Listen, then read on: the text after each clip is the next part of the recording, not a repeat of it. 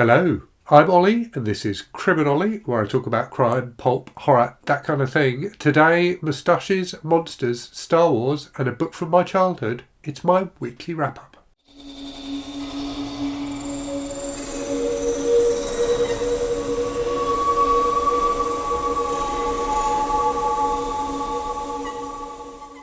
Okay, let's start with the moustache then. So I'm pretty happy with it. So day 25 of Movember now. If you don't know, Movember is an annual event where guys grow moustaches to raise awareness about mental health charities and also to raise money for those charities. Should you want to sponsor me, that would be fantastic. There'll be a link in the description for this video to my Movember page where you can sponsor me. And also the QR code at the beginning and end of this video it will take you to my link tree where there's a link to my Movember page as well as other things. So yeah, that's why I'm growing the moustache, not just for fun. It did occur to me yesterday that I went into Movember saying that I wanted to grow something reminiscent of Burt Reynolds or Magnum PI. I've actually ended up with a moustache that looks somewhat like the moustache sported by the character Bennett in the film Commando, which wasn't what I intended, but it is what I've ended up with. I think it's because of these little side bits here, which someone referred to in the comments the other day as handles. So yeah, I'm pleased with it anyway. I do quite like it.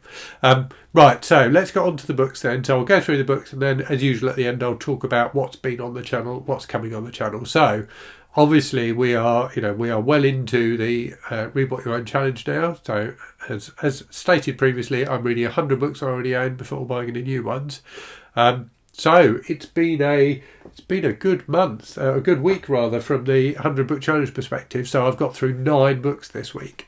Many of them, so a couple of volumes of manga in there, which obviously are a bit quicker to read, and a couple of quite short books as well. But yeah, I'm getting there. So I'm up to 20 books now for my Read What You Own challenge. So a fifth of the way through. So let me talk to you about what I've read then. So first thing I finished this week was Ferocity by Stephen Laws, a British horror novel. Well, kind of a mix of crime and horror, really, which I had a really good time with. So Stephen Laws is an author I've read a few books by over the years and always enjoyed. This one was no exception. So it's about so set in a kind of remote area in, I think, the north of England, focused around this village and the surrounding area, and two characters in particular, a female writer who's moved there having lost her husband, and a guy like a farmer who lives there as well, and the guy is obsessed with the idea of British big cats. So he thinks there are big cats roaming around the countryside.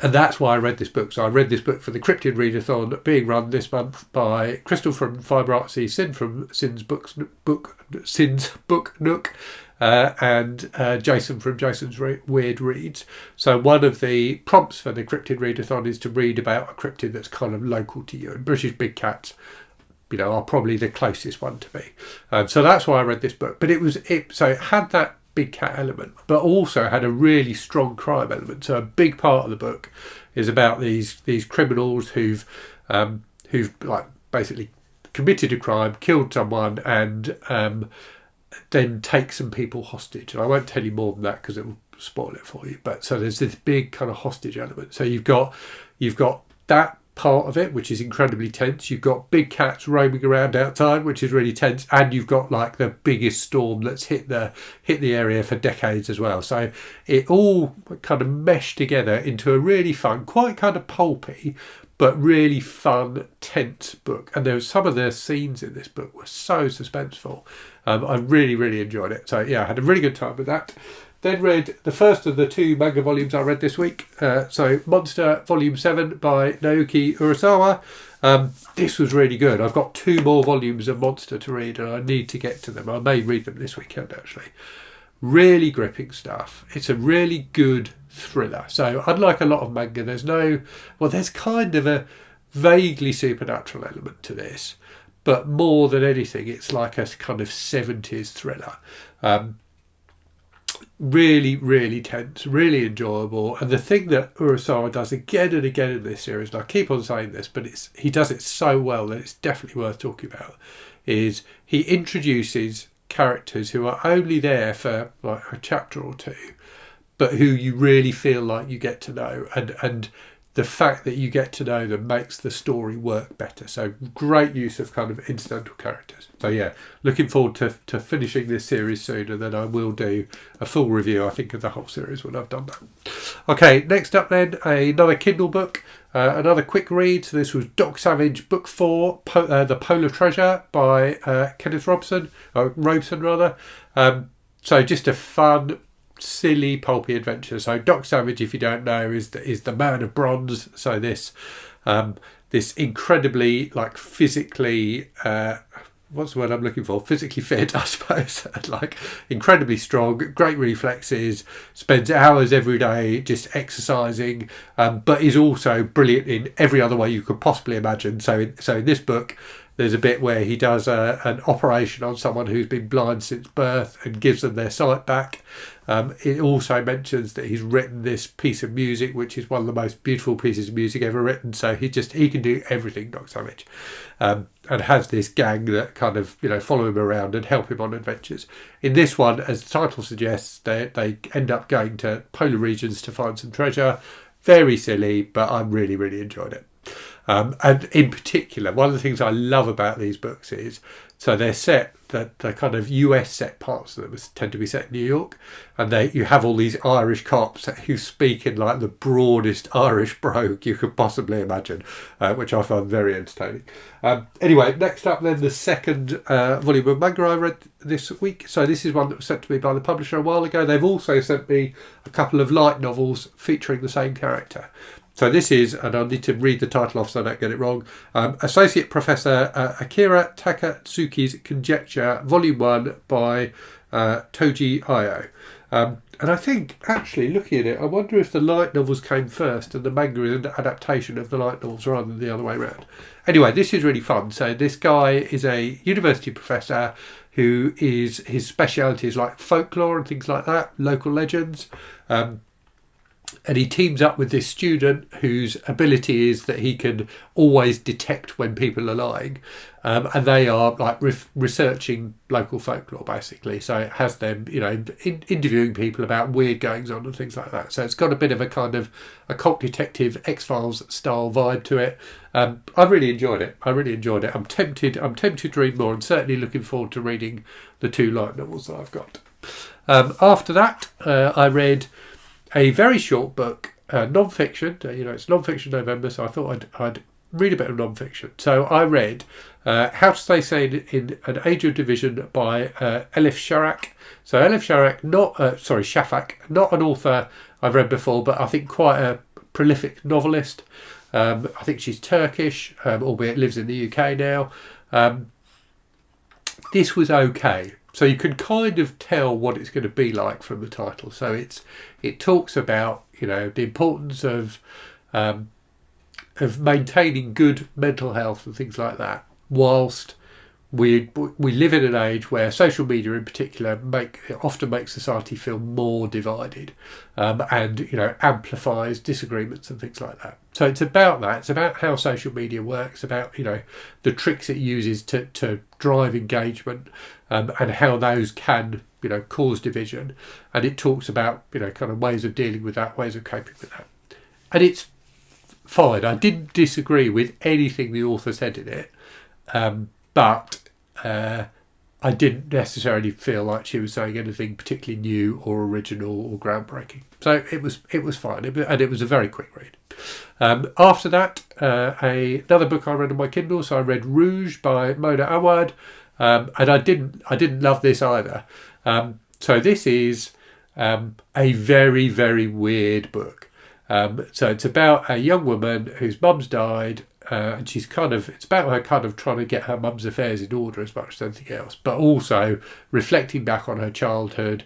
Her mum was a bit of a strange character, and, you know, definitely had an impact on her daughter's mental health. It's very surreal at times. There's all sorts of weird stuff going on. There's Tom Cruise, there's jellyfish, and if I'm completely honest, I just didn't get it. There's a lot of repetition in the book of kind of themes and phrases and things like that, which doesn't really feel like it has much of a purpose.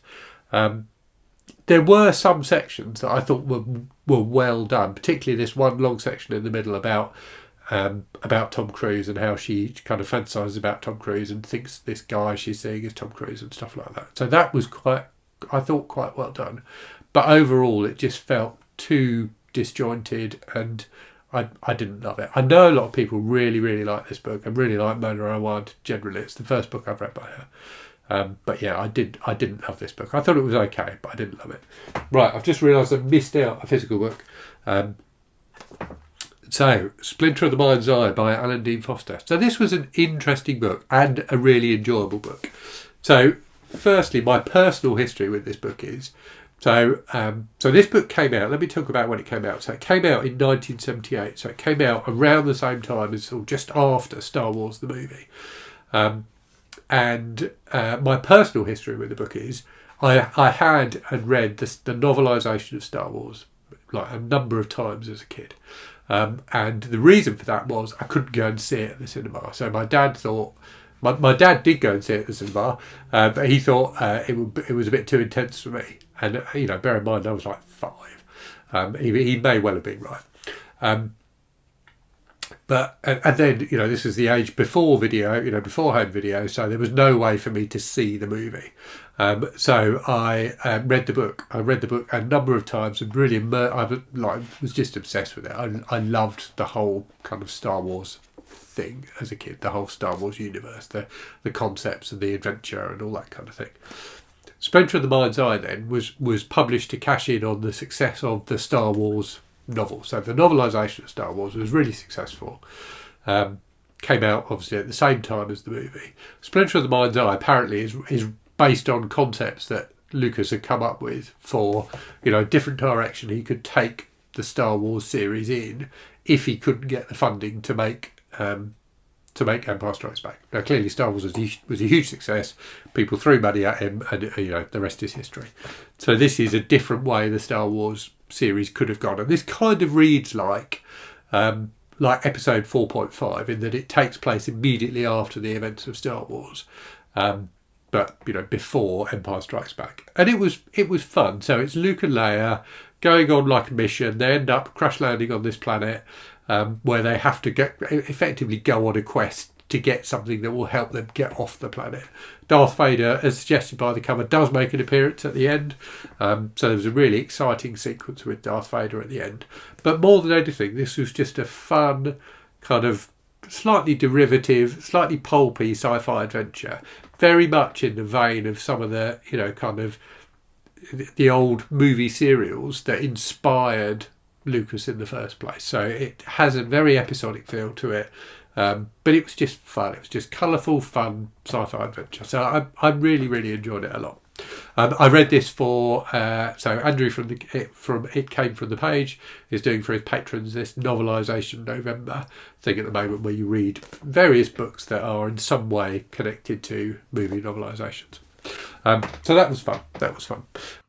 So apologies for the interjection, but I'm just editing this video and noticed that I said I was going to tell you about my personal history with the book Splinter of the Mind's Eye and then never did. I went on a huge digression about the Star Wars novel and didn't actually talk about Splinter of the Mind's Eye. So let me quickly tell you about it. So my personal connection with it is I had a copy of it. So I am sure I had a copy of this book as a kid and tried to read it and just couldn't get into it. I don't know why, because having read it now, it was really, really fun, and I'm sure I would have loved it as a kid. But I definitely had a copy of it, and I definitely didn't read it. And I believe, therefore, it's the first book that I DNF'd. So yeah, back to the main video now. Two more things then. So I read it in the last couple of days. So this, The Wave by Morton Rhue, which is also a novelisation, albeit I didn't realise that until I'd started reading it. So I first read this as a kid. So I read this, I think, when I was probably 9 or 10. And it was still, you know, remembered having read it. I didn't remember the particular events in it, but I remember the concept. Because it's a really interesting, powerful concept. So based on true events. So in California in 1969, this school teacher wanted to do like an experiment with his class, his history class, to help them understand how the Nazis had punk had kind of come to power in Germany and taken such a grip on the country and been able to do so many terrible things without the general populace, standing up against them. So in order to do that, he creates this thing called the Wave, which is like a way of behaving and something, I suppose, a bit like a kind of secret society almost, where he gets his class to start behaving in a different way and, to become members of the Wave. And what happens thereafter is the kids like really get into it too much and kind of start recruiting people from outside the class as well. And it spreads over the course of a week, spreads throughout the whole school. So it's really interesting, really powerful. The fact it was based on, on reality is quite chilling, but an important reminder of how easy it can be for things like that just to take grip. So I remembered having enjoyed it as a kid, really enjoyed rereading it, 40 plus years later as an adult. It's definitely a kind of YA book. It's quite, the characters are quite cliche and things like that. But it's really gripping. I really, really enjoyed it. And yes, so based on a 45-minute TV movie that came out around the same time that this was published. So this came out originally in 1981. The TV movie, is kind of lost to the ages. There is a version of it on YouTube you can watch, and it has been remade. Someone pointed out to me, so Roy from Roy Reads Anything pointed out to me, it has been remade more recently in Germany, so there's a German version of it. But the book is still in print, so this clearly is an older copy of it. I don't think this is the same edition that I read. I remember the cover being slightly different, but the book is still in print. You can still buy new copies of this book. So amazing that 40 years on from it being published, this book, a novelisation of a movie that everyone's forgotten about, is still available, and that kind of speaks to how effectively done it is. So yes, read that, and then read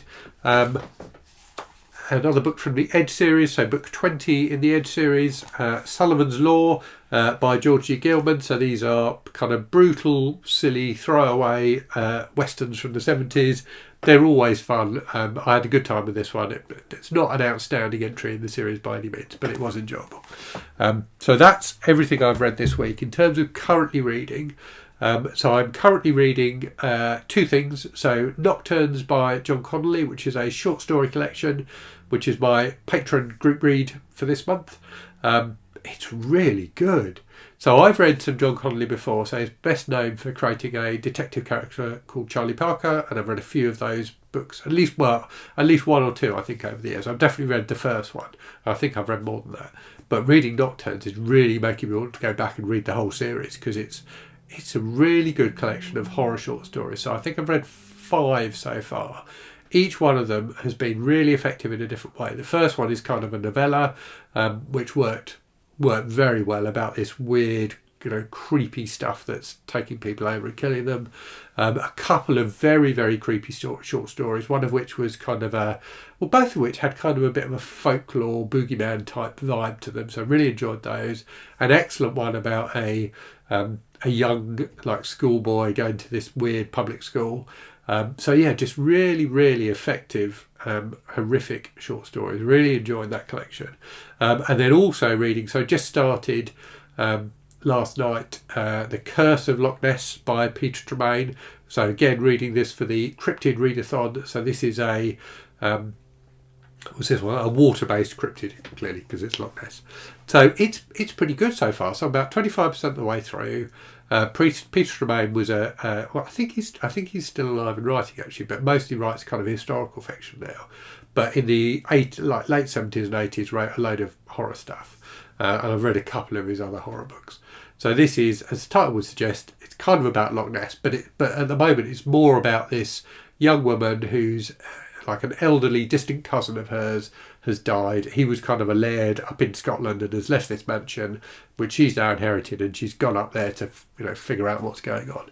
But it's near Loch Ness, so she's discovering some slightly strange stuff about local goings on and about his interest in kind of local history and things like that. She's found his diaries.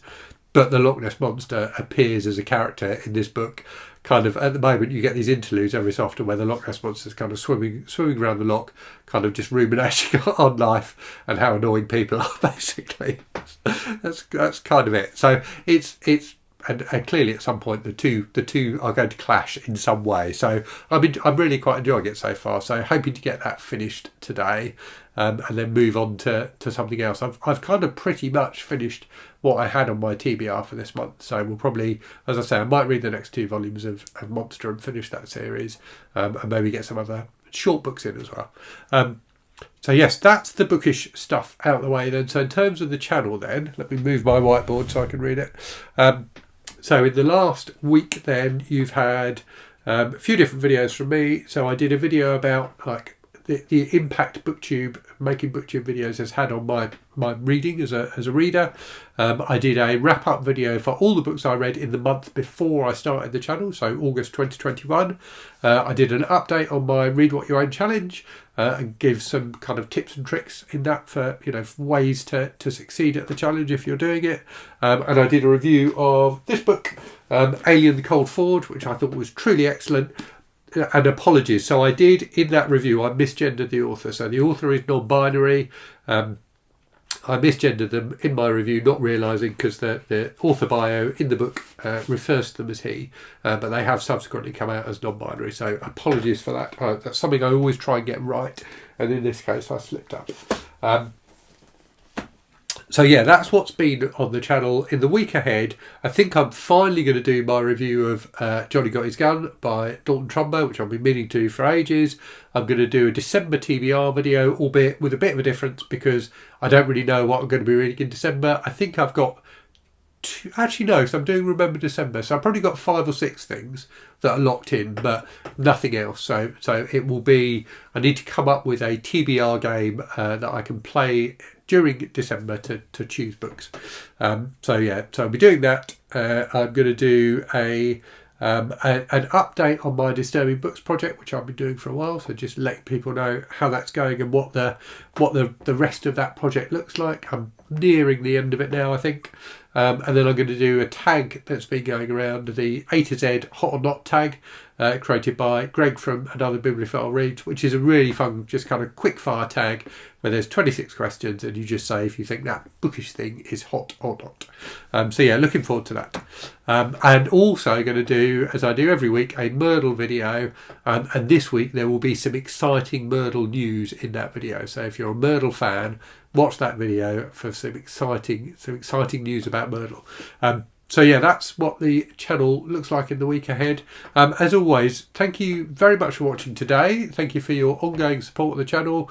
I always forget to say it, but give this video a like if you enjoyed it. That always helps. And if you're not subscribed already, consider subscribing too. So you know my stuff will pop up more reliably in your feed.